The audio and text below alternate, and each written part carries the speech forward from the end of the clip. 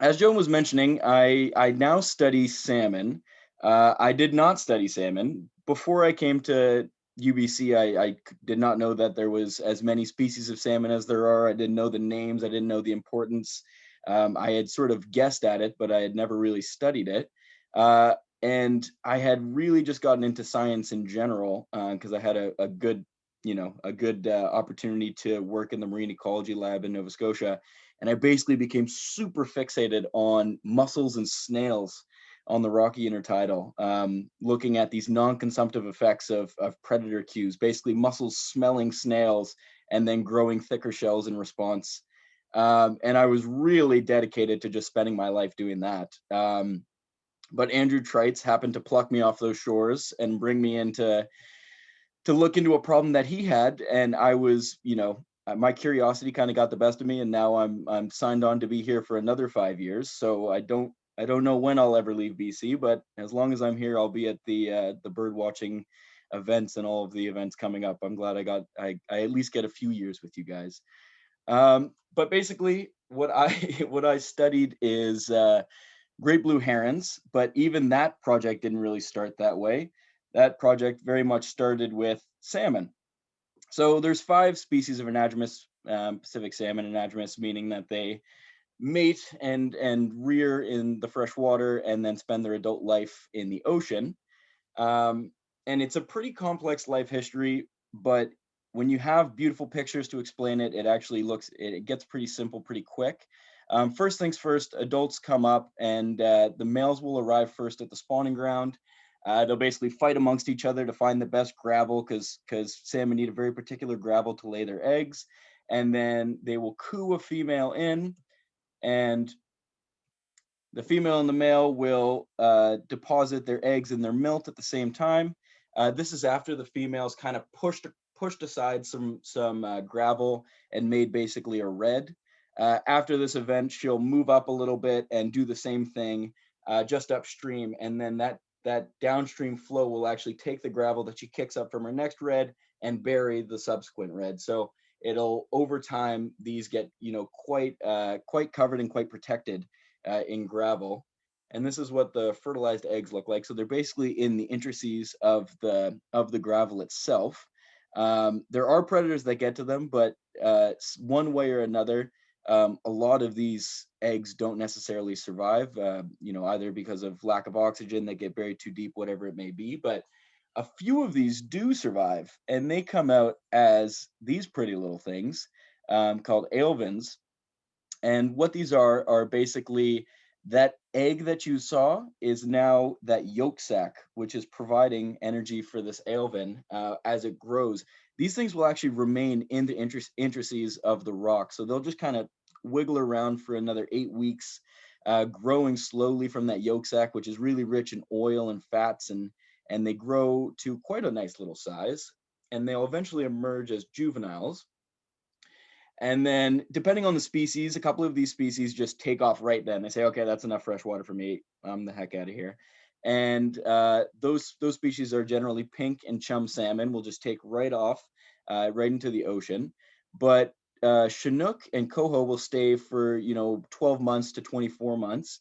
And then sockeye will generally stay quite a bit longer than a year, sort of using the lake and the rivers and moving throughout the system as juveniles before.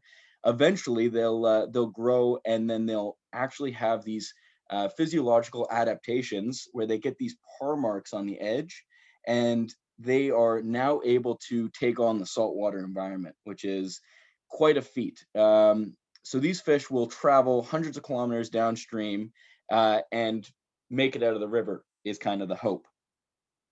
Then they go out to the ocean, spend about 1 to 4 plus years, depending if you're a Chinook and you want to keep growing forever. You apparently can do that. And then eventually they will, feel this sort of yearning for coming back home.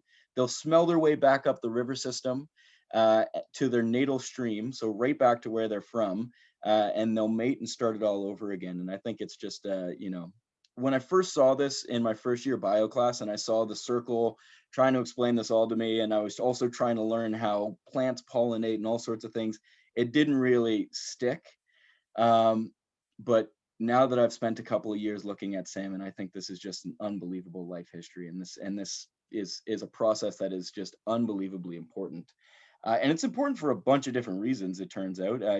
Talking about how wide of a view you can use in nature. Well, if you start throwing humans into nature as well, you've got all these socioeconomic, cultural issues that are it's just all intertwined with salmon when you talk about the Pacific Northwest, and I think it's just beautiful.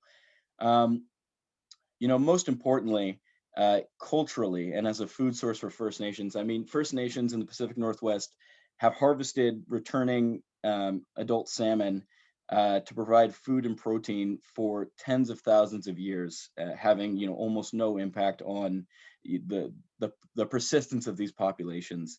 And sort of the best thing is that it wasn't just when the salmon were plentiful that they were able to get this protein from them.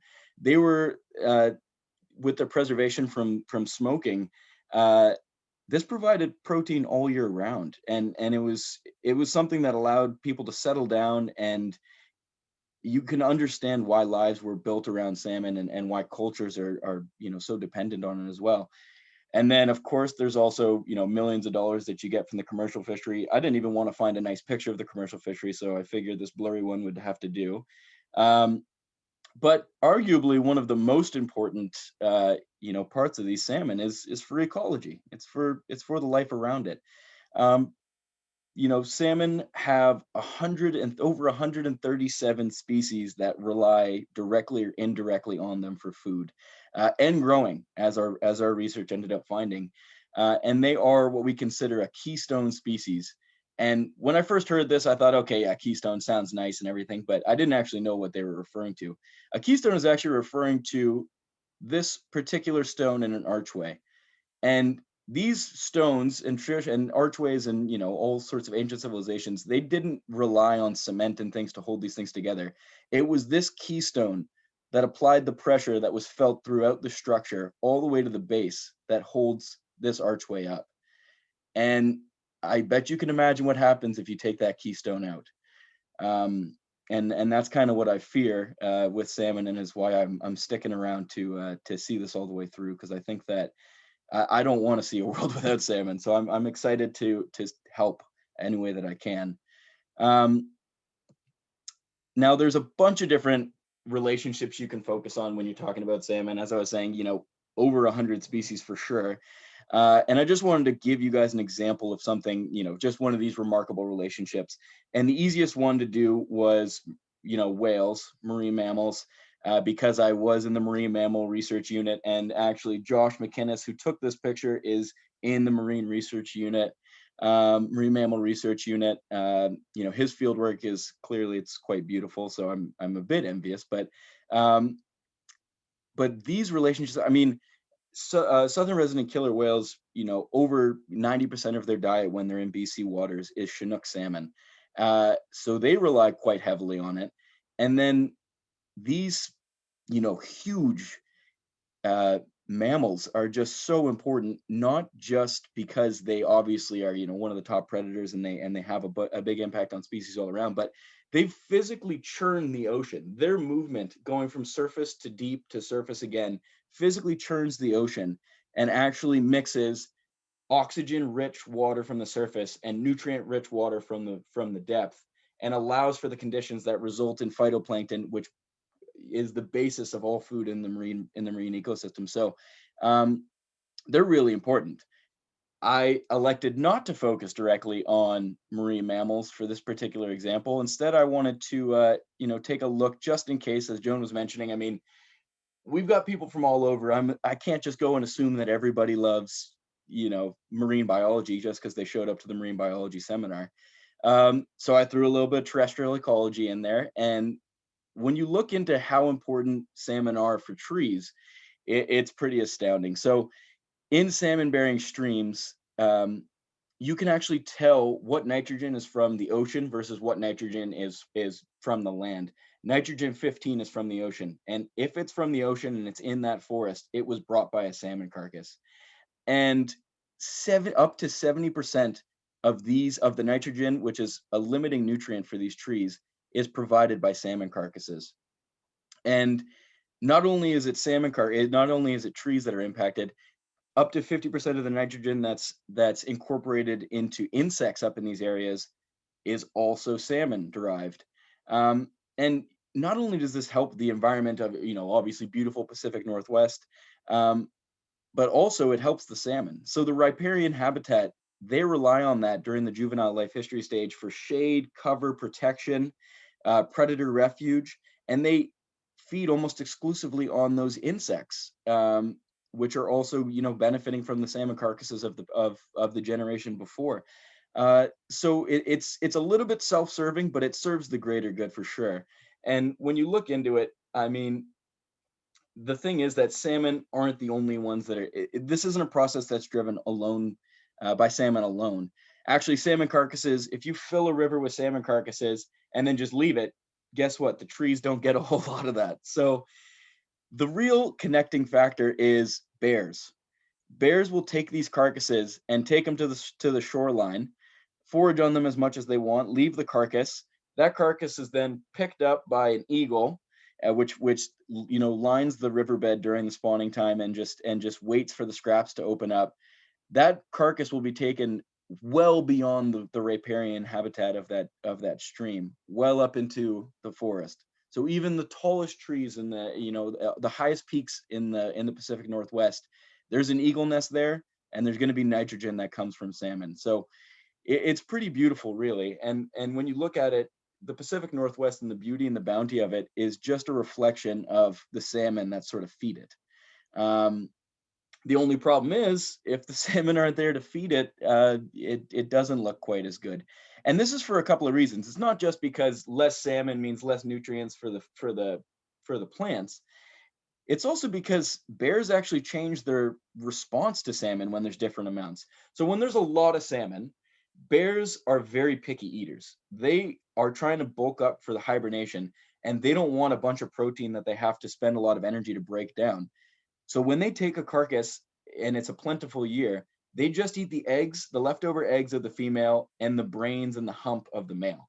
And they leave the rest of the carcass, which means there's plenty for eagles to pick up and take further. There's plenty for the riparian habitat to take in. There's plenty for the bugs. But when there's not a lot of salmon, the bears end up being a little bit less picky. So in years that there isn't as many salmon, they'll eat the whole carcass. And then, research has found that basically when these bears are eating the whole carcass, that nutrient transport does not go quite as far, and it's a really big problem. So it's not only that there are less salmon, so there's less nutrients for the forest, but it changes the behavior of that species that really carries through that transport that we rely on. Another interesting little thing is that bears prefer berries. They would eat berries over salmon most days. Once again, because of that protein, it's harder to break down something that is a fish, whereas they could just gorge themselves on sugar and get their hibernation weight quite quickly.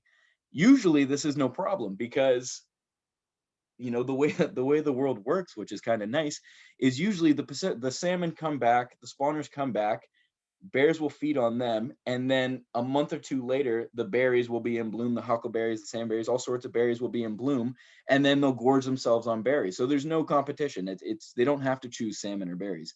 But the problem is with climate change, there's actually berries are emerging and ripening faster, and as a result there's been this in the last 20 years there's been this increase of competition where there's berries and salmon present at the same time, and bears are picking berries. So for a bunch of different reasons, you work with what you can, and I think that the easiest way that we can help this situation is by making sure that there's enough salmon for the bears to at least make the decision for themselves, not just take berries because we didn't leave any salmon for them.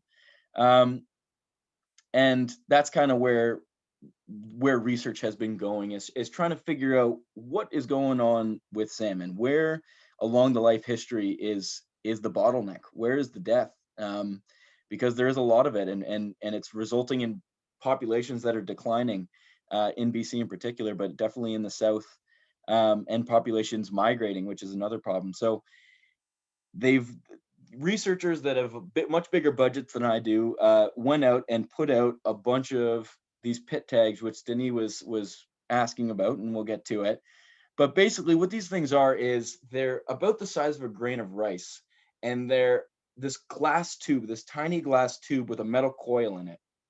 And what happens is when you basically implant that in the stomach of a juvenile salmon, and it has almost no impact. It's weighs less than 0.1 grams. The salmon just has to go up to the surface, take one gulp, and its air bladder can compensate for whatever weight difference there is. But also in the stomach is growing so rapidly that this kind of gets lost in there. It's not a concern at all. So these salmon unknowingly carry these tags around for as long as they live, and the goal is to basically track them as they're moving and track them as they're coming back. And the way you track them is with these magnetic arrays. Basically, you set these up in the stream. So you release a bunch of tagged juvenile salmon, or you catch them wild and release them after being tagged, and they pass downstream, and they pass by these magnetic antennas. And what happens is the electrons in the magnetic arrays, which are kind of like this, if you can imagine, going around those structures, the electrons will get picked up by this metal coil. It'll charge the metal coil, and then the pit tag will release a radio signal. It's called a radio transmitter. And that radio signal has a specific code that tells you exactly what salmon that was that just went by. You can look up that code in the data bank, and you can find out what size that fish was when it was tagged, what species it was, where it was released, where else it made it in the river system, and a bunch of really cool information. On top of that, because these tags lay dormant most times, they're not constantly emitting like most other satellite tags, they can last a really long time. So 4, 5, 6 years later, when these salmon return, if they're Chinook, 1 or 2 years later, if they're other species, um, they will go by, and this magnetic array will still send off that signal, and you can tell how many made it back, and at what time and in what condition, and all sorts of different things. Um, the problem is that when they put these tags out in the juvenile salmon, to a lot of people's surprise, they found out that not a lot of them make it out to the river. As many as 50% of the juvenile salmon that are released or are wild and out migrate from the river system don't even make it to the estuary. And that's a very small, I don't get me wrong, it's a big migration. If you told me to swim 100 kilometers to the estuary, I probably wouldn't make it. But it's just a blip in the life cycle of these fish. So I think people were pretty amazed that they weren't surviving, even the first couple of weeks that they were in the river, if it was hatchery fish, or the first couple of weeks of trying to leave their natal streams, if they were wild fish. And that's where I come in. So these pit tags, as I was saying, they lay dormant. So a lot of the studies had found that the tags were leaving the river system. It wasn't even that they had been eaten by a bull trout or something, and the bull trout was doing some weird stuff, and they're like, oh my God, look at this juvenile salmon moving around. No, a lot of the tags are leaving the system. They're never detected again. So that suggests that there's probably some terrestrial predators dipping their noses in the river, and taking these fish out. And what I set out to do was basically try to find these tags in the scat of their predators, assuming that these tiny tags would survive, and it turns out that they would. Um, I started out sort of looking into the literature pretty deeply, and I figured, I had a short list. I knew exactly what predators I was going to find. I looked in otter latrines, mink dens, crawling along raccoon trails. I tried to hang out near mergansers to see if I could sort of fit in and find these tags, and I had, not found a whole lot. And then I'll look into kingfishers. Kingfishers are a known predator. Like they're definitely going to have some tags hanging around. And so I spent 4 months crawling up and down the river system trying to find these tags. And to my amazement, after 4 months of searching, I finally found absolutely nothing. So I was pretty crushed. I had no real ideas of what to do after that. I was quite sure that I was going to find at least something. If you're talking about thousands of tags leaving the river system a year and I couldn't find a single one, what does that say about my ability, to figure this problem out? And all the juvenile salmon had moved out of the river system, so they were now in the estuary. My hopes were dwindling. A last ditch attempt. I was trying to look at seal haulouts, because seals are a known predator. I figured, okay, well, at least I can add a little bit of information to a known predator, get some answers out of this. And I was getting a ride out to seal haulouts, and I was kind of airing my woes with a local couch and tribes biologist, Tim Kolchinsky. Um, and yeah, it was probably a long day of me not necessarily complaining, but like I didn't have a lot of people to talk about or talk to in those days because I was, doing a pretty lonesome research project. And anyone that would listen, I only had one sort of thing to say, which is I don't know what the hell I'm doing out here, and I got to find something quick. And Tim, on our way back from one of these excursions out to the seal haulouts in the estuary, had kind of looked over and seen a line of birds, and sort of, mentioned, "Well, did you ever look into the herons?" And I thought, okay, well, no, I never did, and I don't think that people have necessarily. I think I would have seen something about it, but what do you think, Tim? And he very graciously pointed me in the direction of the local great blue heron rookery, which happened to be less than a 5-minute walk from where we had launched the boat. So it was just an extra long day, but I was absolutely going to go check it out. And that day I ended up finding 100 tags under the nest at the Great Blue Heron Rookery. And I had found a predator. I had found something, which was nice. 100 tags is not a lot in the grand scheme of things, but when you found nothing, it feels pretty big. Um, but when I looked more into it, I realized that even though nobody had ever quantified heron predation on juvenile salmon, it makes a lot of sense. Great blue herons, they're non-migratory birds that nest in rookeries or heronries, in breeding groups that can range from 5 to 7 individuals to I think the latest count at the Swanson Heronry was about 360 or something like that, mating adults. And these heronries happen to be really close to salmon-bearing rivers. And you think, okay, well, they're close to salmon-bearing rivers, but like obviously salmon aren't what they're looking for. Otherwise, someone would have found it. They would have, if this has been going on for millennia, then somebody would have found it by now. Um, it turns out salmon is pretty much exactly what they're looking for at this time. So when herons are breeding, they're feeding primarily on juvenile salmon really close to the heronry, within 5 kilometers generally, as far as 15 kilometers. And if you're right next to a salmon-bearing river looking for juveniles, looking for small fish to feed your young, you're probably going to run into a bunch of juvenile salmon, especially in May and April and the times that they're breeding. So it makes a lot of sense. But these birds, just to give a bit more background, they're non-migratory, and it's because in the wintertime, they actually um, hang around. So they're not at the heronry, as you can see. I was at the heronry, but nobody else was. Um, but they're out in the farm fields. They're actually all around BC, well, Lower Mainland, foraging in farm fields on small rodents generally. So this is a gopher, but they eat a lot of voles, and they're very solitary during this time. Do not try to approach them. I mean, you could. They probably would like you guys, but anyways, I could not approach them. But they're very solitary during this time, and they're quite territorial. But during the breeding season, they'll nest in these big colonies. It's like, okay, so why are you solitary some of the year, and then other times of the year you need to have friends around? It's because of this guy. It's because of this big eagle that really likes feeding on heron chicks, heron eggs, and heron adults if he can catch it. And you would think, okay, so you hang out with all your friends, you nest in close quarters with your friends, and it's a bit of a diversion. It's safety in numbers. So long as we can avoid the eagles, we should be fine. It turns out that heron colonies do not avoid eagles in any regard. They actually build their colonies around eagles, which is really weird because eagles are their main predator. So what's going on here?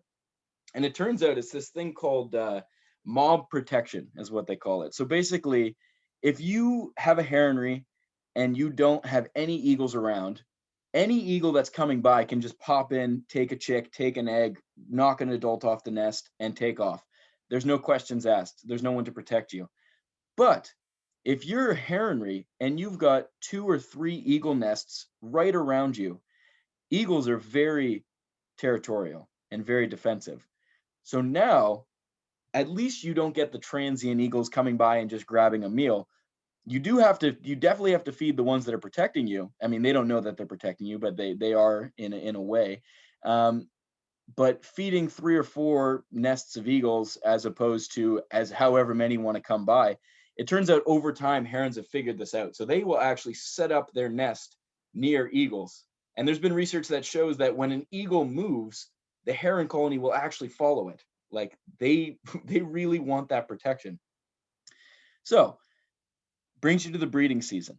The first ones to show up are the males, and they kind of fight it out for the best spot in the heronry. So either nests that are already established or branches that look really nice or get a lot of sun or are bay facing, whatever it is that they're looking for, and they'll fight pretty violently. And then after everything's said and done, they've all got a nest and they're not talking to each other. But after that's all figured out, that's when the females will show up, and then you get a bunch of courting, beautiful courting, and it doesn't seem, well, I guess it seems beautiful to us. We're kind of bird people, but it doesn't seem that beautiful to most people. But it's a lot of jowl shaking, it's a lot of feather showing, it's a lot of weird noises, and eventually it results in a mate. And these mates are monogamous, so all throughout the breeding season, it'll just be one male, one female, and they'll just hang out and they'll try to make a family together. The next year it could be a different question, but as far as they know, these birds are monogamous during single breeding seasons. And the female will basically take over where they want a nest or where there's already a nest established, and the male will be sent out to go find all sorts of twigs, moss, whatever is needed for this nest. He'll bring it back, and the female will weave. And these nests can be huge. They can be up to 3 meters across. So they can be big old nests. I mean, these are big old birds. That kind of makes sense. Um, but over time, eventually they will have eggs that they will incubate. They'll each take turns incubating, and then a chick will be born. Now you look at that chick and you say, okay, it's going to take you a couple years to grow to be a heron, a great blue heron from that chick. Um, Not the case at all. So from that chick, in 8 weeks, it will be a full-grown 6-foot wingspan heron.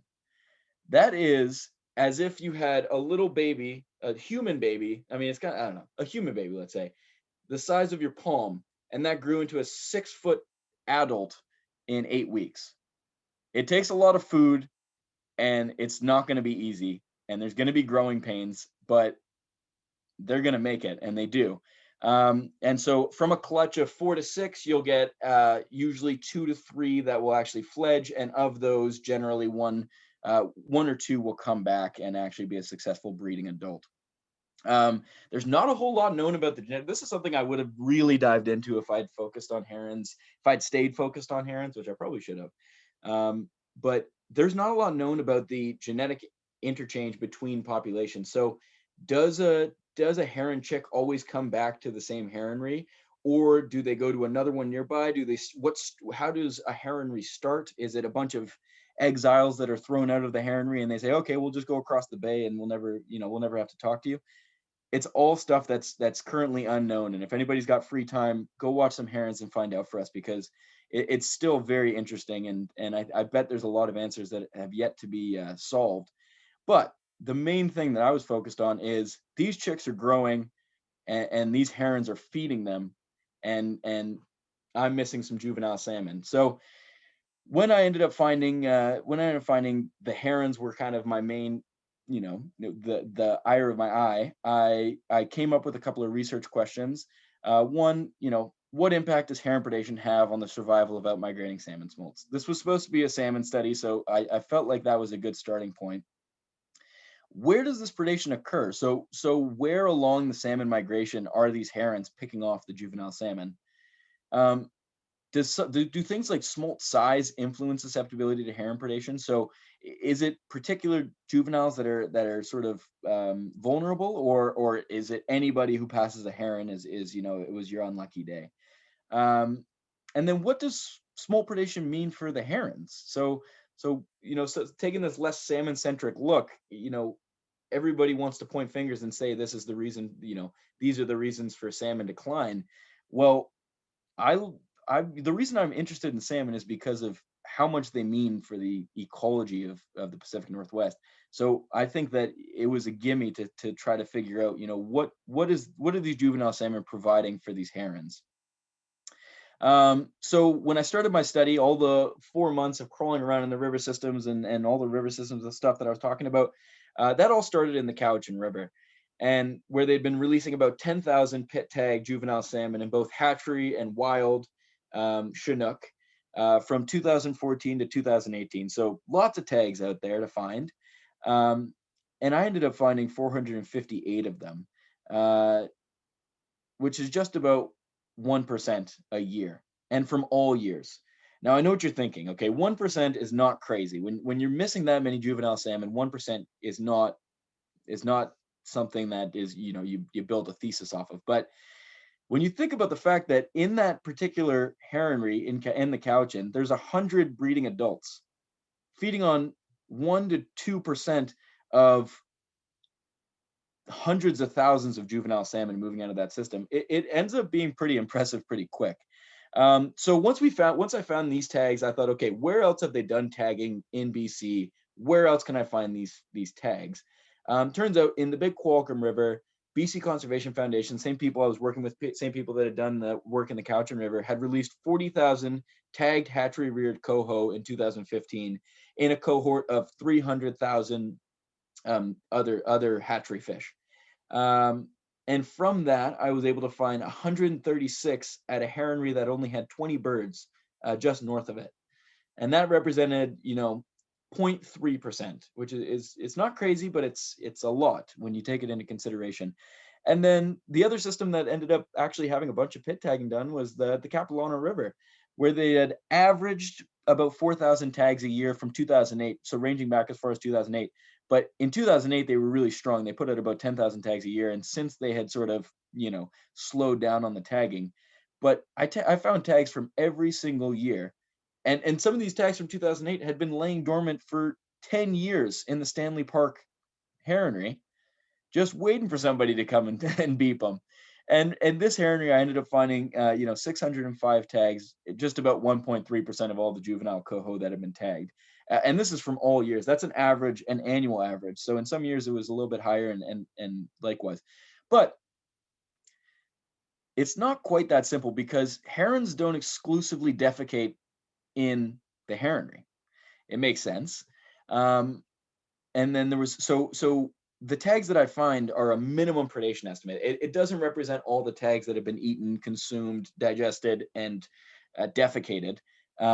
There's definitely tags that were lost. So I looked into what other similar research had been done, and it turns out that somebody had run a study on double-crested cormorants, where they basically had a net, a netted part of the river where they had put a bunch of tagged juvenile salmon, and they let the double-crested cormorants come and feed as frequently as they wanted, and they documented how many tags they took, and then they went and scanned the colony, the breeding colony, and found out how many tags actually made it back to the colony. And it turns out just about half of the tags that are eaten make it back to the colony.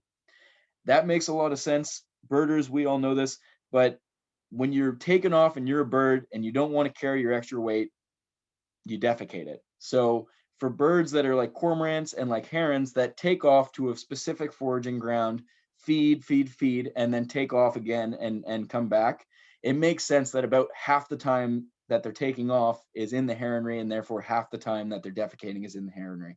So when I applied these sort of correction factors to account for tags that were definitely eaten, but were either defecated outside of the heronry, or had broken somewhere, or were defecated in a nest or in a tree branch somewhere. When I took this all into account, it turns out that the predation was about 2 to 3%. About less than 1% in the Big Qualicum River, and then about 3% in the Capilano River. So 3%. Now we're starting to talk numbers. That's starting to add up pretty quick. Now you might be wondering, why such similar numbers in the Cowichan and the Capilano, and not so similar numbers in the Big Qualicum? Well, if you remember, 40,000 tags were released with 300,000 unmarked hatchery juvenile coho, and they were all released within the same week, And if you look at the river system that they're coming out of, it's not very far to travel from the hatchery, as opposed to in the Cowichan, fish are released about 25 kilometers upstream. So it's a phenomenon that's called predator swamping. Basically, it's the safety in numbers.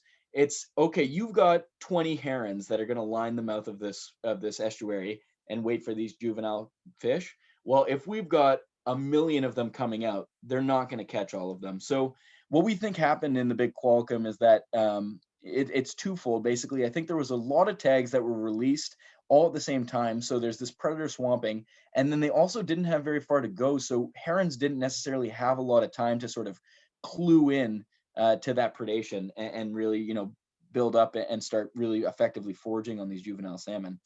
Um, Now you're thinking, okay, one heronry per river. That seems really logical. It seems very simple. Well, it's not quite that simple. There are other heronries, and a lot of them are right nearby. These ones, Maple Bay and Cowichan Bay heronry, are almost equidistant. These two are actually equidistant, 10 kilometers north, 10 kilometers south. And then Deer Lake Park is right here, definitely within foraging area of the Capilano River. And then Sawasin seems a bit far away, but this heronry is the largest in North America. It's huge. So you can imagine that these birds have to go a little bit further just to forage effectively and sort of reduce competition within. But surprisingly, what I found was that I went to all these heronries, and I spent just about the same amount of time in them scanning as I did in most of the other heronries. And I ended up finding combined of 3 tags compared to 1,200 tags in the three main heronries. And I think what that suggests to me is that these heronries are probably niche partitioning. So I think that they're not competing directly for the same food. And even a step further, it could be that the determining factor for a heronry is not where we want to nest, but where we want to forage.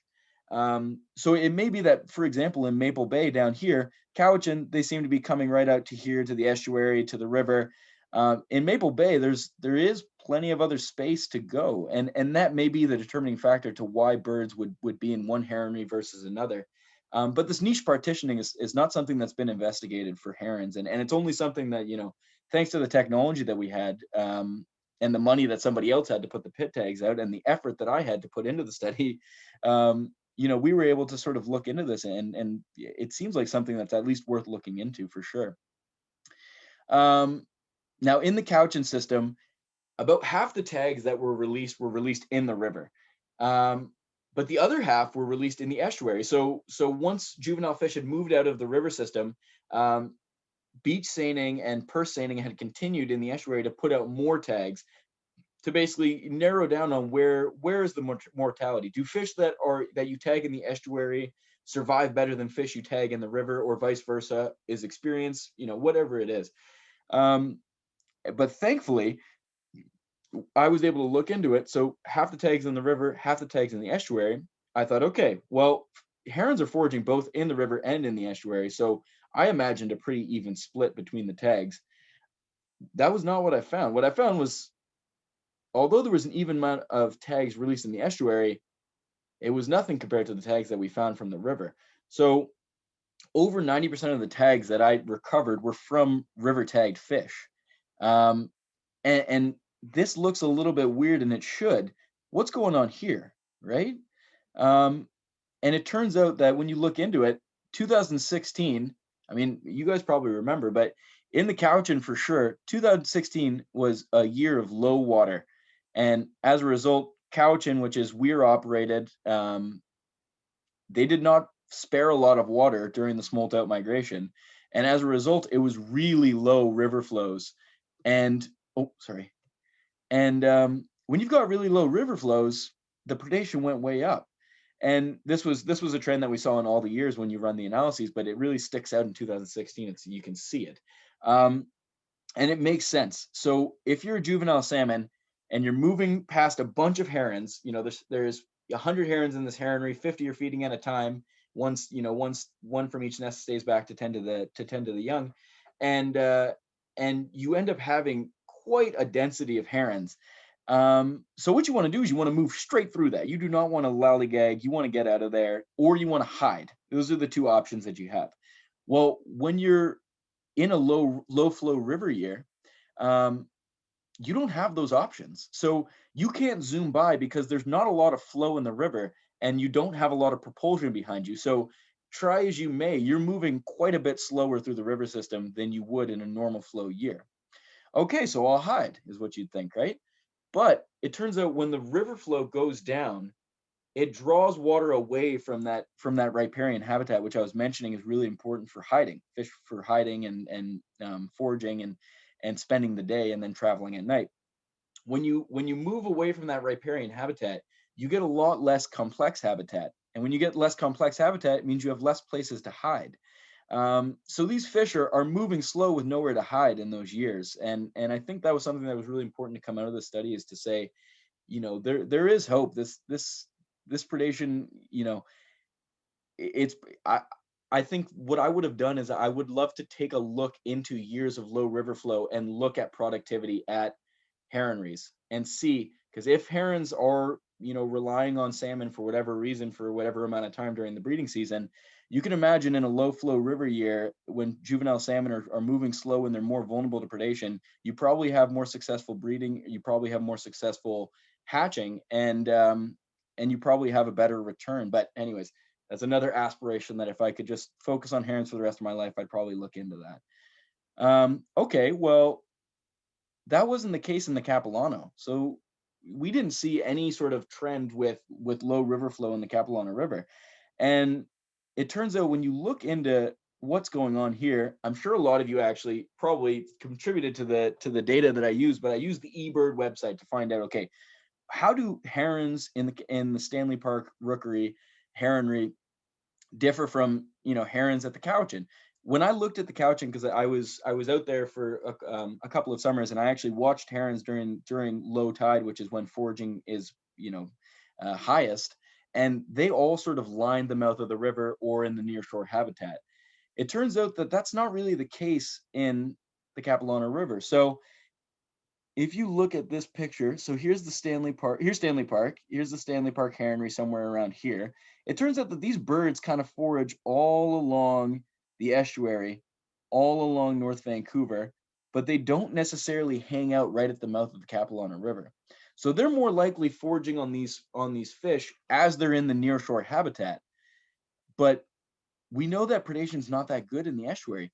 It turns out it's probably pretty good in the nearshore habitat. So when juveniles when they exit the river and enter the estuary, they stay in the shallow waters and they continue foraging on what's flowing out of the river, and they continue foraging on relatively small things that kind of accumulate in the nearshore habitat. And as they grow, they move deeper and deeper into the water. So in the Capilano, I think that the Stanley Park herons are getting them as they're sort of growing in the estuary, just in this nearshore habitat. Likely also the case in the Cowichan, but most of the tags that were estuary tagged fish in the Cowichan were done in deeper waters, so they were kind of excluded from this sort of in between that it seems to be that the Stanley Park heronry members are kind of cluing into. But interesting, because it's just, I thought it was very interesting to see that there wasn't the same exact trends in all these heronries. They seem to be, they have their own behaviors and they have their own foraging sites. And as a result, they have, the Capilano and the Cowichan have similar effects on juvenile salmon from what we see, but in different ways, which I thought was really cool. I think you guys probably also think that's pretty cool, because I think I'm starting to realize we all have very similar likes. So as I was mentioning, are all juvenile fish created equal? Are they all equally vulnerable to heron predation? And it turns out when you compare the size of juvenile salmon that were tagged and released in the Cowichan, so this is the hatchery fish, which are generally a little bit larger, and the wild fish, which are a little bit smaller, but more feisty, some would say. So, probably similar. And then when you look at the tags that we recovered, the size of those fish, they were significantly smaller in the hatchery fish, and in the wild there wasn't a lot of as you can see, there's not a lot of difference in the size of the wild fish that were tagged. because they were relatively small, so they were still growing. So as a result, you wouldn't really get a good glimpse into, there's not enough size disparity to really get a glimpse into how that might influence predation.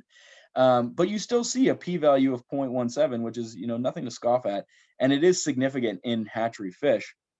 And then when you look at the coho that were tagged in the Capilano River, the tagged fish were quite a bit larger than the tags that we recovered, very significantly so. And this is over all the years. So it looks like smaller juvenile salmon are more susceptible to this predation. The question is why? A big bird, you probably want a big fish, and they're visual predators, and visual predators generally do better with, preying on larger things because they're easier to see and they're easier to strike because there's more body to hit. But when you look into it, it turns out there's a couple of reasons why smaller fish may be more susceptible. So, biologically, for one thing, smaller fish move slower through the system because they're poorer swimmers generally. So there's that where they may be spending more time sort of pedaling through heron foraging grounds, which may make them a little bit more susceptible than the larger fish. But also these fish are generally outcompeted for that refuge habitat that I was mentioning. So let's say there's a really good undercut bank and I want to hide there all day and I want to travel all night. So I go in there. If there are a bunch of larger juvenile salmon, they will actually not allow you in. So it's this exclusion of smaller juvenile salmon that's been found in other studies. And basically, as a result, smaller juvenile salmon are kind of left out in the cold in a way. Also, when you're small, you're usually hungry, and when you're hungry, you're risky. So smaller juvenile salmon exhibit riskier behaviors. They won't shy away from a shadow quite as quickly because there is the opportunity to feed. And all of these behaviors allow them to kind of grow to match the size of their larger conspecifics. But the problem is, it seems that herons are tuning into that, and they may be left more susceptible to other predators as well. Now, the other interesting thing is that these smaller, so usually you think, okay, it's not good to be eaten. That makes sense. So predation has this negative connotation. I don't want to be eaten, so clearly these things don't want to be eaten, and it's probably true. But in the grand scheme of things, smaller juvenile salmon are shown to have consistently poorer survival to adulthood. So something along the way gets them.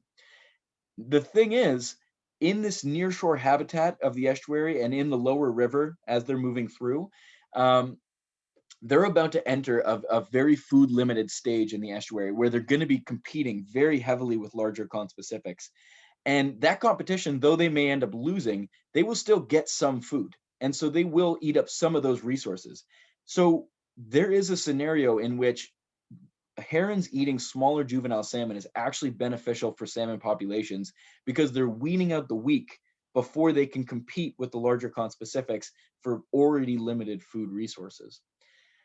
But there's also this option that, herons may be actually selecting smaller juvenile salmon. And that's something I'm going to get into in a second. But basically, I found those tags, and I found those tags in all those heronries, and I thought, okay, I can't be done. I want to look into something more. So I decided to think, okay, when are these tags showing up? It's one thing to find them, but when are they showing up is the question I wanted to figure out. And there's only one way to figure it out, and it's to spend a lot of time in a heron rookery, getting crapped on by birds. And there's no way around it. And I wish I could tell you otherwise, but you learn from experiences like that. So when fish were released on May 22nd, which is the Hatchery River release, and it happens to coincide with a lot of the wild migration as well in the Cowichan River, at the Stanley Park Heronry, the next day tags were showing up. And the next day, more tags showed up. More tags, and then it kind of petered off. So over 22 scanning operations that I did, so 22 sessions of 10-hour days scanning under these heronries and trying to be sure that I scan every part of it to figure out if a tag that landed will be, so I can find out that it has been detected on the day that it was deposited. And what you see is this kind of neat curve, which is basically saying this is when the predation is happening. And then this is when the salmon are sort of moving offshore and are no longer available to the herons. And what this happens to coincide. So another thing I did was when I was out there, because I had so much time, I did these sectioned heronry scans. So I basically wanted to figure out, okay, is it just a couple of like of herons that love salmon that are going out and catching all the salmon, and the other ones are, yeah, I don't know, he seems like an idiot, I'm not going to follow him. It turns out when I looked into it, the tags were evenly distributed. So all the herons were taking part in this predation. Uh, Under the nests of all these trees, of all these herons, there were tags. And when I looked into, okay, well, what is this window? What's going on with herons at this time? It turns out that happens to overlap perfectly with chick rearing. So these particularly small fish, even small compared to the fish that herons are going after at this time, could be really particularly important for the chicks. So the chicks, as you remember, they're about the size of a palm when they come out. This is about 2 weeks in, so they're a little bit bigger, but they're gape limited at this time. They have a high hazard of choking on a fish that's too big. So you have to select a fish that is appropriate for that bird. Because this overlaps so perfectly, I think that herons may actually be foraging in shallower habitats where they're more likely to catch smaller fish, such as juvenile salmon. And in turn, juvenile salmon, when you look at the other, what we call forage fish in the area, in the estuary, in the lower river at that time, the juvenile salmon are the only ones that are really appropriately sized for these heron chicks. Um, so I think that this is something that is quite important, and I think that if you were to look into it, you would see a relationship between outmigration size of juvenile salmon and the productivity of heron rookeries. I think that they're relying on these juvenile salmon, um, and I'm very glad that we were able to have the technology and the resources and the time and the effort and the interest to end up looking into this and be able to find something that had never been quantified and had never been looked into with this much depth. So, everyone kind of, you could probably tell that herons were feeding on juvenile salmon. It's nice to know how much, and it's nice to know at what rate. So just a quick overview. What impact do they have? They're consuming about 1 to 3%, but that can jump up to 6% in years of low river flow. Where is this predation occurring? It looks like it's happening in the lower river or the upper estuary, which is like right when these fish are entering the estuary. It's a very vulnerable time for them. Does size influence susceptibility? Yes, smaller juvenile salmon seem to be more susceptible to this heron predation. And what does it mean for the herons? It may be pretty important. And when I looked into the energetics just from the hatchery fish alone, because we don't have good estimates on the wild fish, so you can't take a certain known number of tags and extrapolate it to wild quite as easily as you can with a known amount of hatchery fish and a known survival. And just looking at the hatchery fish, these fish were able to provide 4 to 11% of the juvenile heron diet during smolt out migration, which is quite a bit when you remember how much those things have to grow. And this is only taken into account one species and hatchery fish. There are multiple species in these streams, and there's a lot more wild fish than there are hatchery fish moving out. And the herons are feeding just as effectively on the wild as they are the hatchery. So this is a real low ball estimate, but it still is, it's nothing to scoff at. I think these fish are pretty important for these herons. Final thoughts. This was, if I had time. I don't know how much time I do have. I feel like I've been talking for a little bit. Joan, do you want to? Just unmuting. There we go. Yeah, it's about 8:30. So depending on how many questions you want to answer, you still have a bit of time, I think. We'll save the thoughts. I'll have thoughts. You guys probably have the same thoughts, so I'll just hear about them in the questions, and I'll just finish by saying, I didn't do this alone. I'm very thankful that I didn't do this alone, and I had some really great collaborators at BC Conservation Foundation and Department of Fisheries and Oceans, Andrew Traits, the Marine Mammal Research Unit. The research was funded by Pacific Salmon Foundation through a MyTax grant. Cowichan Tribes, I mean, you can't do this research without the knowledge and the experience of the First Nations in these river systems. And also the herons that didn't have a little indicator of who took the picture. All those photos were taken by Robert Stenseth, who is just a man with an unbelievably kind heart, just a really nice heart and a much nicer camera. and he was able to pass on some photos for me to use early on. And since then, I've accumulated a lot of photos, as you can see. But I really appreciate Robert for sharing with me. And with that, I think I'll open up to questions, if that's okay.